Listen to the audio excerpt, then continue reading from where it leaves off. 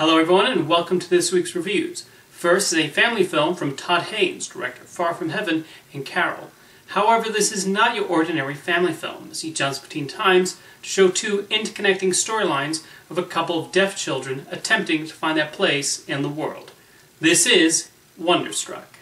This is a film that takes a little while to get used to, as Haynes does not go for a conventional approach in telling this story. To be honest, even I had to grow accustomed to what he was going for, as the first act drops you headfirst into this unique story. Eventually, I got into the groove of it as I got more invested in the story of Ben in 1977 and Rose in 1927. With the 1927 scenes, Haynes is clearly paying homage to silent films, although with the twist that he avoids the use of intertitles. That puts us into Rose's mindset, and thus we're forced to figure things out purely from the visuals, shot beautifully by Edward Lockman. Millicent Simmons' performance also adds a lot, as she does a spectacular job of acting primarily with her eyes and creating a lot of sympathy for the character. The 77 scenes have their own charm, as we're following the clues and putting the pieces together along with Ben. There's definitely a lot of Hugo in there, as he and his new friend run through the museum.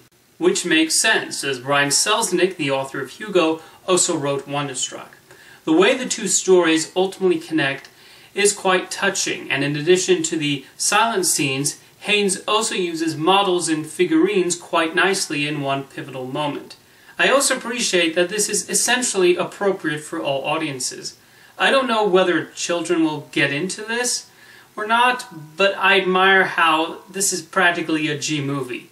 Yep, this is one of those PG movies that's really a G kind of movie. In conclusion, Todd Haynes has directed a lovely film that plays with cinema in creative ways and presents a different sort of family film than we're accustomed to. Next up is George Clooney directing a Coen Brothers script looking at the dark side of a 1950s suburban neighborhood in Suburbicon. Watching this film, I felt like two completely different movies were competing for my attention, and both of those movies are very good. The strongest parts come from the black family who move into this white neighborhood.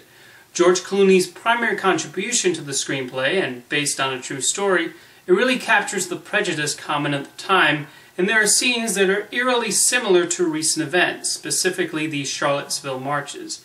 Clooney does not sugarcoat things and tackles some necessary themes with the proper bite. The opening, done in the style of the 1950s real estate commercial, is particularly excellent and a brilliant piece of satire.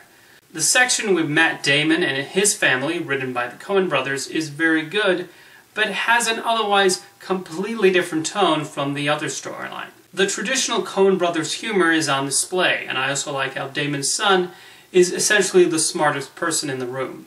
We also get an excellent appearance from Oscar Isaac, who almost seems to be channeling a young Clooney in his performance.